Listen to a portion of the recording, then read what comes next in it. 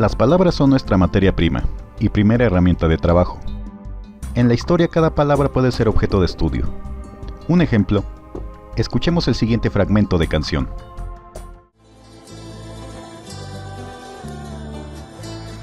Cuando nuestra América fue conquistada, de los habitantes nadie dijo nada.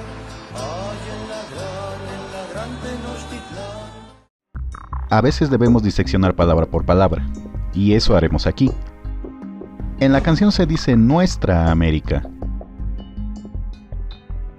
Pero hace más de 500 años ninguno de sus habitantes sabía que existía esa palabra.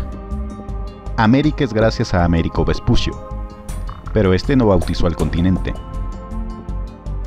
Quien lo hizo fue el alemán Martin Waldseemüller, quien en homenaje a Vespucio por sus viajes de investigación en 1507 hizo el primer mapa usando esa palabra, América y no Américo, debido a que todos los continentes tenían palabras femeninas para definirlos. No le voy a discutir con usted. Es las damas primero y se acabó. Siguiendo con el análisis, la canción tiene un sentido de protesta por la llegada europea, pero cae en un contrasentido ideológico y hasta psicológico que siempre tenemos en México. El síndrome del conquistado. No queremos lo extranjero, pero gozamos de los beneficios que lo extranjero nos brinda. ¿Verdad, Hugo Sánchez? Sí, primero es malinchista el que tomó esa determinación de que venga como la Federación Tato Martino. Mexicana. Por eso, malinchismo.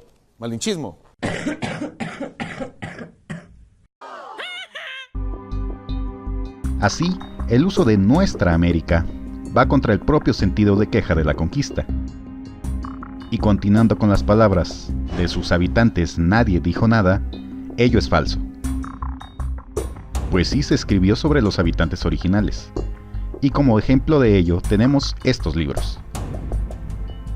Claro que estos no son los únicos que buscaron hablar de estas culturas, pero son solo un ejemplo de que sí se escribió sobre nuestros antepasados. Pues si como dice la canción, nadie hubiera dicho nada, en realidad no tendríamos idea de prácticamente nada.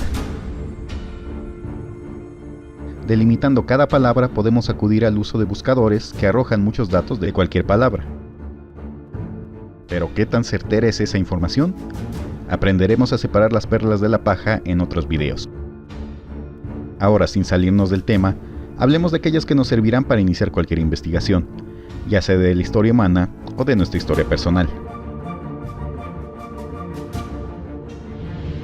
Palabras interrogativas. Estas por lo general deben ir al principio de cada pregunta que uno realice. Mismas que se acentúan en todos los casos, siendo las siguientes: ¿qué? ¿Quién? ¿Quiénes? ¿Cuál? ¿Cuáles? ¿Cómo? ¿Cuándo? ¿Cuánto? ¿Dónde? ¿Y por qué? Todas ellas delimitan circunstancias de modo, tiempo, lugar y cantidad. La duda es lo primero que surge en el ser humano, y claro, la búsqueda de respuestas. Así, cualquier cosa que tengamos enfrente hace brotar en nosotros preguntas, las cuales inexorablemente usan palabras interrogativas. Pongámoslas en práctica a continuación. ¿Quién es ese Pokémon? Seguramente en alguna ocasión has visto esta imagen, siendo que con el simple hecho de verla pueden surgir infinidad de preguntas sobre la misma, usando claro palabras interrogativas. ¿Qué es esta imagen? Es una pintura al óleo en tela. ¿Quién la realizó? El pintor e ilustrador Jesús Helguera. ¿De dónde es originario este? Del estado de Chihuahua. ¿Cuál es su nacionalidad? Mexicano. ¿Cuál es el nombre de la pintura? Cuauhtémoc. ¿Qué significa Cuauhtémoc? Águila que desciende. Por eso aparece en la pintura el águila descendiendo en su chimali. ¿A qué grupo pertenecía? A los mexicas. ¿Cuál era la ciudad de los mexicas? Tenochtitlan. ¿Qué cargo ocupaba? Fue el último tlatoani mexica. ¿Cuándo murió? En 1525. ¿Cómo murió? Fue asesinado por Hernán Cortés. Y así podemos seguir indefinidamente y llegar a lugares insospechados, pregunta tras pregunta. Claro, Esto lo pueden aplicar en cualquier ámbito de su vida, no solo en el histórico.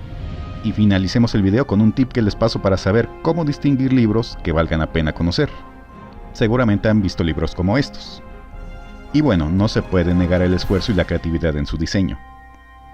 Pero estos son novelas históricas, es decir, pertenecen a un género que utiliza aspectos reales mezclados con eventos y personajes inexistentes. Hace muchos años leí Tlacaele, habrían pasado quizá 15 años y lo volví a leer, pero ya con otros ojos. Y lo primero que indagué fue el índice. Y claro, tiene uno, pero al revisarlo le hacía falta algo importante. No tiene bibliografía alguna.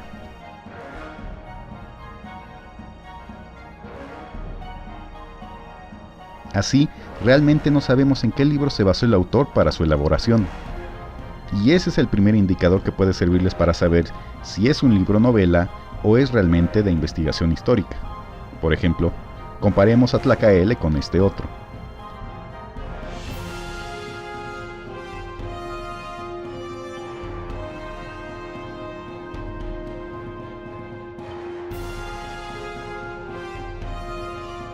Aquí pueden ver que sí tiene bibliografía. Y si apenas están dando sus primeros pasos en la investigación, la bibliografía les muestra que existen otros libros que son fuentes históricas en los que se basó el autor. Por lo que la existencia de bibliografía nos remite a otros libros, y pasa igual que con las palabras interrogativas. Una pregunta les lleva a otra y a otra, siendo que la bibliografía los remitirá a infinidad de libros más a conocer. Así, cuando vayan a comprar un libro, les sugiero claro ver el índice y la bibliografía para ver si les convence el contenido y saber qué tan sustentado está el título en cuestión. Dejando un regalo más, les comparto en la descripción del video un enlace a una página del Instituto Nacional de Antropología e Historia, donde pueden consultar diversos libros en línea que son gratis.